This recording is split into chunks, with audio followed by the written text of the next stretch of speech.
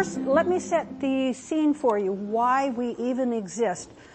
Eli and I work with children in domestic violence centers, and to give you, if you've been exposed to the reactive dog classes, that's what we're talking about in child form.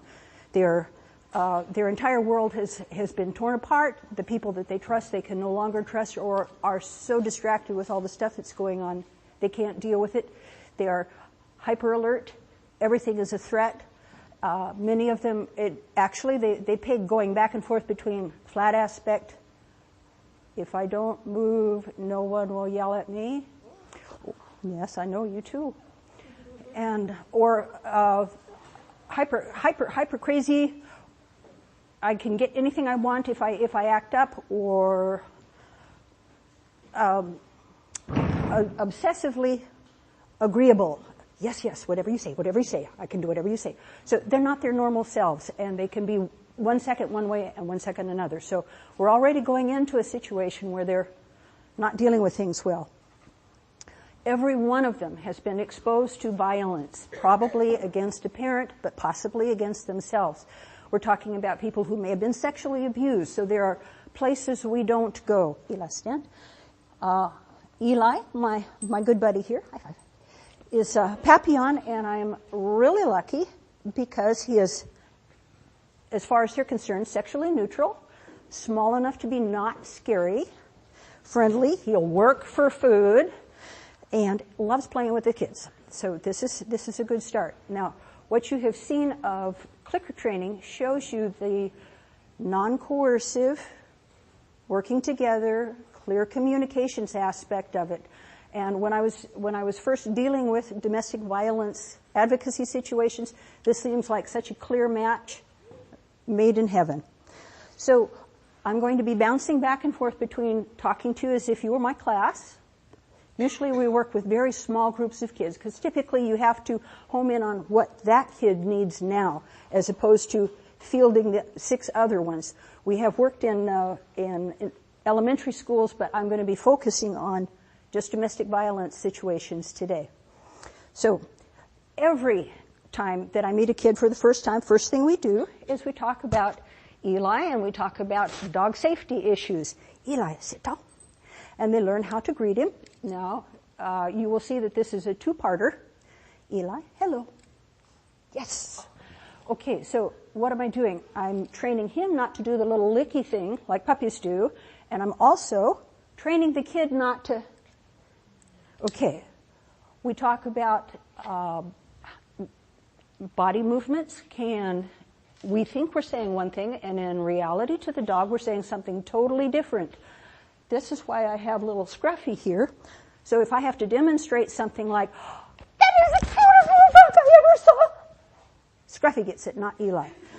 And what I tell the kids is, this means, in dog language, I am the boss of you. And they go, whoa, okay, got it. Same thing with patting on the head. If you tell them, stay. All right, you're a dog who maybe hasn't had a happy life. What are you thinking as this big hand is coming down? Got it. So we approach with our hands low. Yes, good boy. Now, another thing that we talk about is the fact that dogs do not speak human. So how are they communicating? How are they understanding what I'm asking him to do? As an expression of that, you all know what kazoos are, right? Okay. You'd be surprised how many kids don't these days. Now, kids, ready?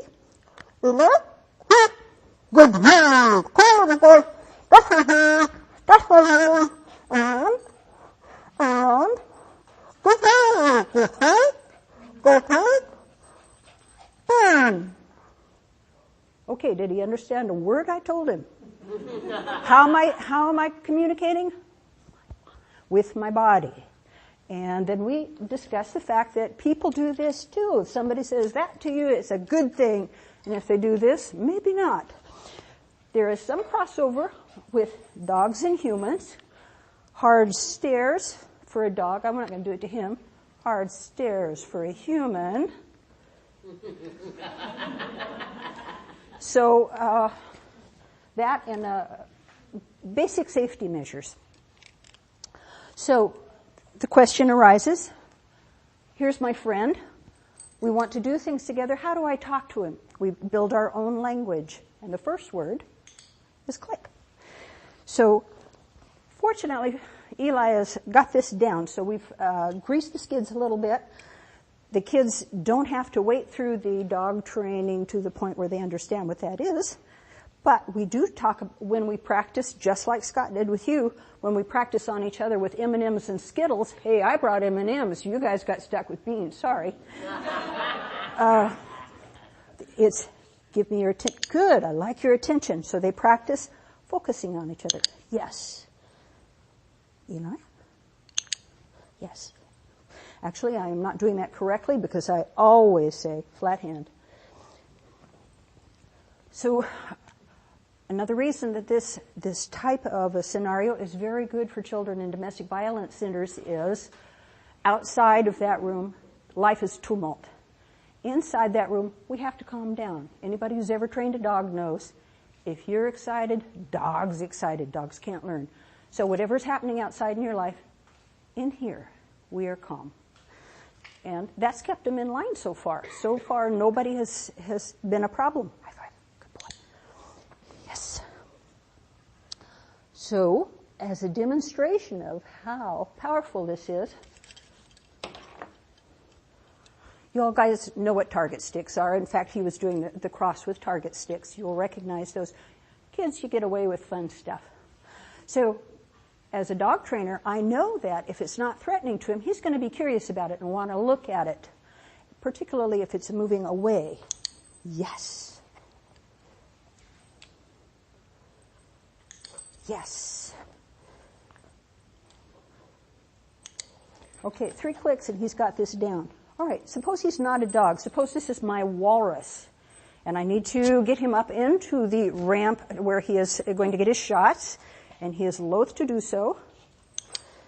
I'm feeding my walrus because you can't exactly put it. Whoa! Yes. Yes.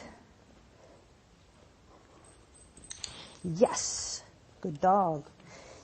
Okay, down. And then I hide that. One thing you have to be very careful of is you'll notice I have a plethora of props. Props are the cue. So if you're not using them, you get them out of sight. Good boy. You're doing a good job. Nice. So at that point, usually we do an exercise sort of like Scott did, but with the kids, I have to simplify it a bit. You ready, Matt? And we train Eli, Matt. Down, down, stay. We train each other to go to a particular color. So if we're training Eli to, let's pick the yellow one. Oh, and dogs being different than people gives us an ample opportunity to talk about why I wouldn't put out all red and green ones. So, you know, right? Because they both turn to brown in the dog's eyes. Okay, that should be enough. All right, let's train Eli to go to the yellow one. The dogs see yellow and blue very well. So now this is as close to shaping as they get. For obvious reasons, we're not going to be able to get very complex in a situation where I may see that kid one time. Everything has got to have an immediate payoff. But a good clicker dog knows to keep exploring.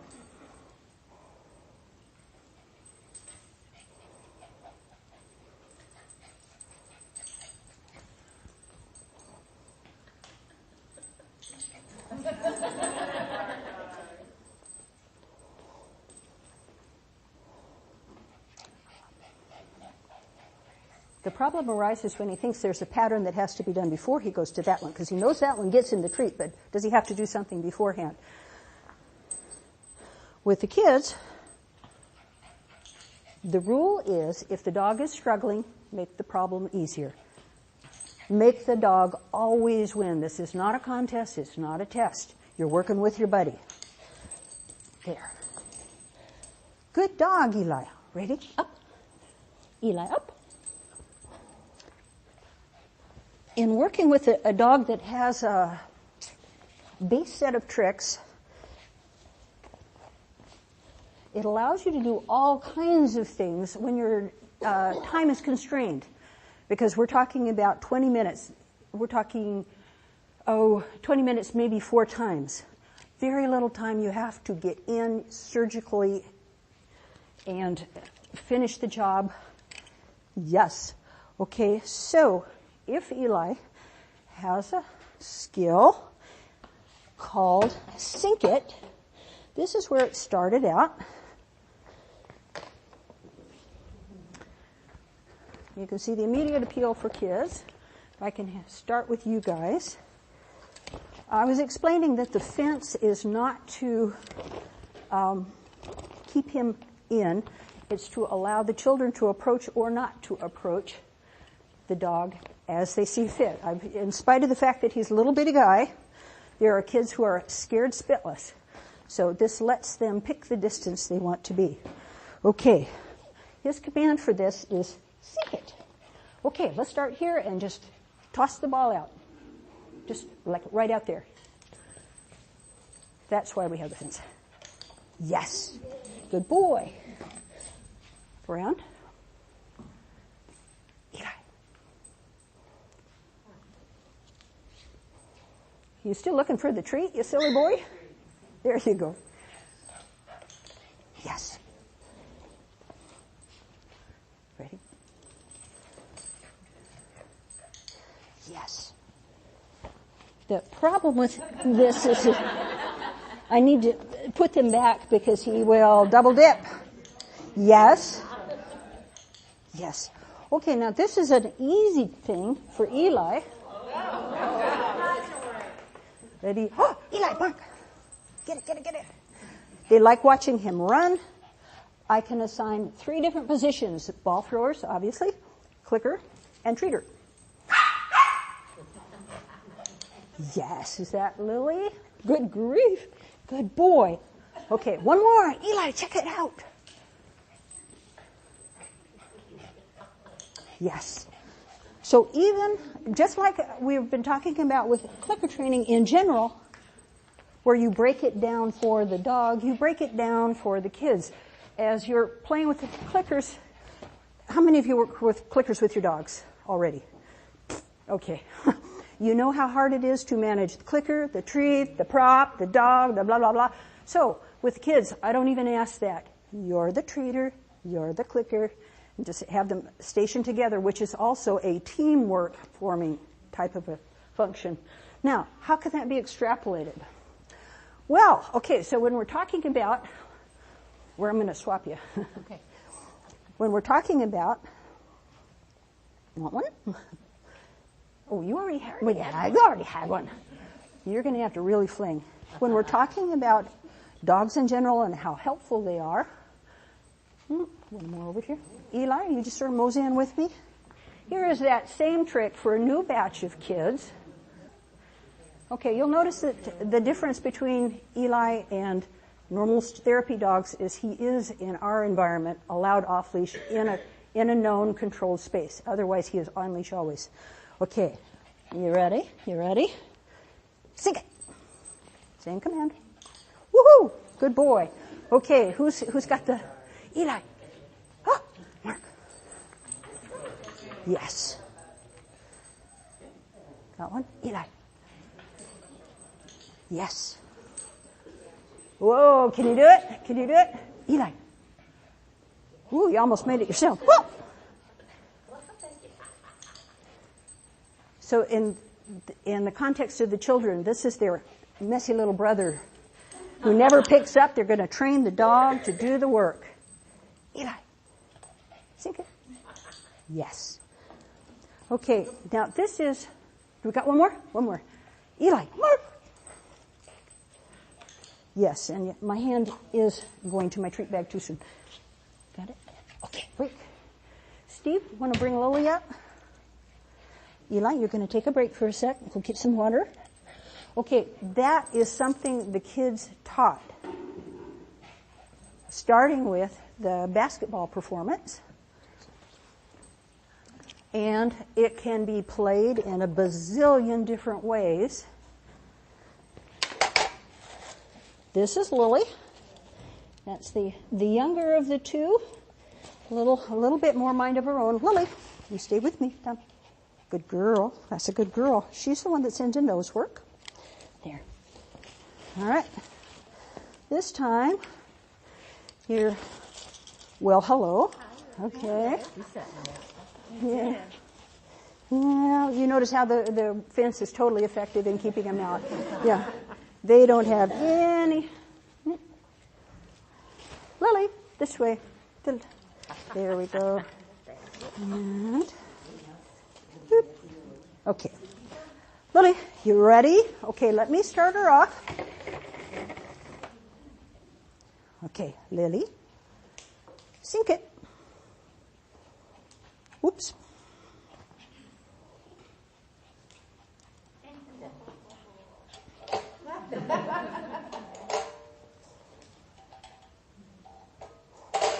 Where is it? Where is it? There it is. Yes. Okay, now, it's important that the kids see no yelling, no smacking. Oh, you stupid dog. None of that. Dog's having a good time, and we just wait it out. Okay, go. Lily. Woo. Oops. Yes. Oh, she knows. She's looking around for... Yes. That's the other thing is, ready? Kids do not necessarily speak out. So part of this is getting the dog's attention and saying, just like you did. No double dipping. Okay, ready? There it is, Lily. Lily, think it. I am fortunate in having papillons because when we're talking about... Lily, ready? Yes. There you go. Here you go. No. Okay, so no more little duckies. Okay, I'm going to send you back to the boonies, kid. Eli, do you want to come up for a sec? I will tell you. Yes, here. Eli, there. Okay, so this is, whoops. Eli, here.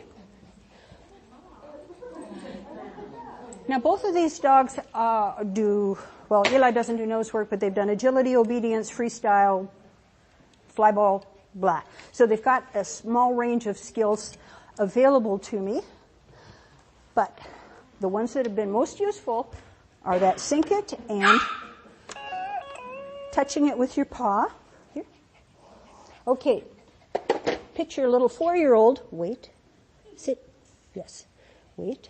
A little 4-year-old who won't even move. Okay. All she has to do is click when the dog plays the piano and spins. Ready? Go. Yes. I haunt Goodwill. Ready? Yes. 2. You got to do 2. Eli, more.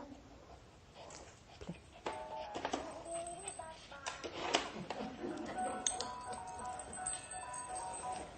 Okay. That usually sucks in the young ones. Eli, up. Ready, up. With any of the dogs that are going out as therapy dogs, one of the lessons you teach them is how to tell if that dog is stressed. And usually we have a crate or something set up over here, and we explicitly call it their safe place. Because in a domestic violence center, 7 times out of 10, they're going back into harm's way. And one of the things that they do is talk about safety planning. You have a person you can go to. You have a place you can go. That is Eli's. So we talk about when you see that tail go down, make your ears go back. If you see his ears go back like that, back off. That just means he needs a breather, and then you pick it up. Yes, good boy. I'm lucky that I have papillons because they smile. So the little dog laughs if you're doing a good job. Okay, kiddo, let's show them. Wait. We're running out of time, so I'm going to compress this a little bit. Part of being a trainer is knowing how to deconstruct problems. Just like he was talking about, if you're trying to get the guy to put his thumb on his nose, you take it down into little bitty pieces. This is hard to conceptualize for little kids. So I turn it into a puzzle. We have a game. This is fairly complex. This is actually Lily. Stay. That has down. Stay. Multiple cones. Okay, here it is. Too many things. All right. Biggest problem. Okay. Cones with balls. Little trailer that the balls go in. Okay. So you're already seeing that that's a little bit more complicated. Even more complicated is the fact that what's pulling the little car, the trailer, is a little radio control car. Got this for Christmas. And the dog has to not put the ball on the car, has to not react with the car at all, just worry about picking that up. And the driver of the car has to stop to allow the dog to put the ball in. Fairly complicated game, right? All right, to break that down, what we do,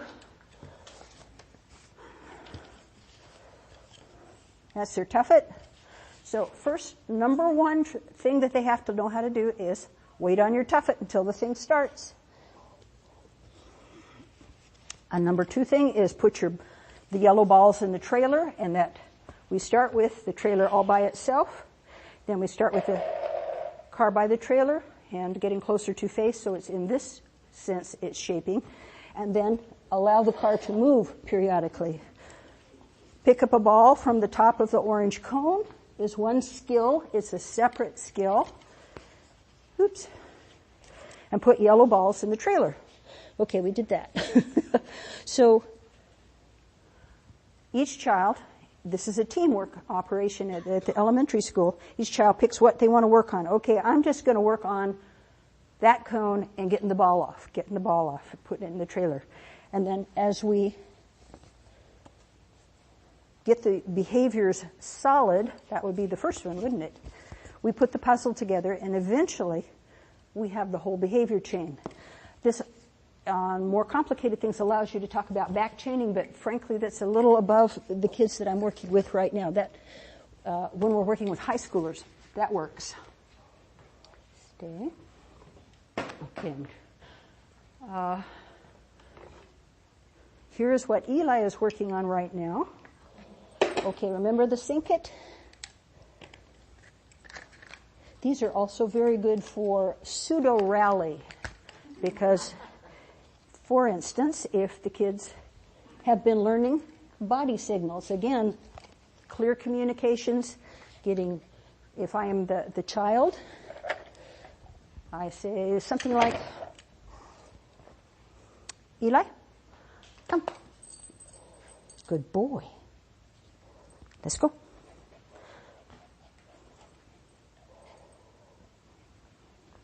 Okay, that little thing had a rally sign that says, dog goes to down, you walk around. And the kids learn how to do this. They learn how to do the signals. They learn how to control their bodies to stay calm. And frankly, the dogs prefer it because we've got accents all over the map. There are some kids that aren't even speaking English yet, from Russia, from Mexico, from Asia. So they don't have to, they just have to know that, yes. Those of you who do obedience, there's a huge fear that you're going to pollute your dog's ability to perform in obedience rings. So the answer to that, and that is do not use the same commands. So front or come usually means for obedience right there, body aligned. Kids could care less about that. Yeah. Yes, that's what we use for kids. They do not know heel. Heel means nothing to a child. Let's go. So that's intuitive. So we troubleshoot movements in that way. We also are on the alert for movements that the child might do that would get your dog into trouble. Probably a tenth of the kids I meet want to hold the treat up here. And we talk about what the dog's going to come up with on that. But our counter training is that's now a sit command. So you experience builds these in. But as we're training new handlers, they will be grandfathered into this. Now, this is another version of Sync It, but with a variation. What Eli is also, what the stuff I'm not covering tonight is that we also do things that are scent-based. He works at utility level and obedience. So he's already predisposed that way. Lily does nose work, which means they are open to all possibilities. These guys represent Eli's siblings. In domestic violence centers, this is a huge source of strength for them. The ones that are most resilient are the ones that have family that sticks together. They get family sticks together. So his little siblings have been running around, and he is learning to sync it. Eli, sync it. Ready? See? Okay, so this is the early levels. Oh, oops. Oops. Got it. Yes. Okay, I'm not going to ask him to do more because he's honestly really just learning this one. Then he is going to learn how to, ready, up. Yes. Oof. Yes. Ready? And they will click as his back feet move. And then we're going to make it a little harder because we're going to hide the puppies. And the kids get to pick what the scent will be, probably peppermint or something like this. And then they get to hide the puppies. Eli has to find the puppies, sync it, and then push it. So it can be as complicated as you like, adding in things. Yes. One of the variants for this is which box has the Christmas cookies, and they will be scented. Good boy. Ready? Down. Yes, good boy. And the last arrow in our quiver is the fact that he does freestyle with me, which appeals to little girls particularly. You know what freestyle is, right? Everybody's seen Canine Freestyle, which means not only does he have body language that supports that, but he is willing to work with kids. Ready? Down. Eli. Orbit. Oh, that had food on it. Eli. Orbit. Yes. Okay, picture a little kid learning to do Eli. Orbit.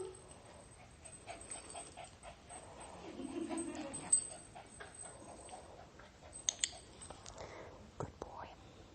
Ready. Eli.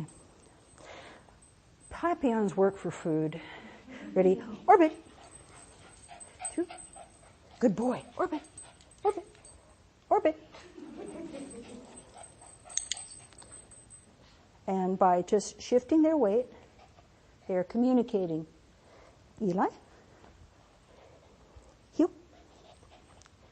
Oops. Oops. Ready. Scoop. Oops. Scoop. Here we go. Ready. Here. Ready. Scoot. Yes. All right. Now, to a little kid, this is heaven. Okay, so set that to music, and you got one happy camper.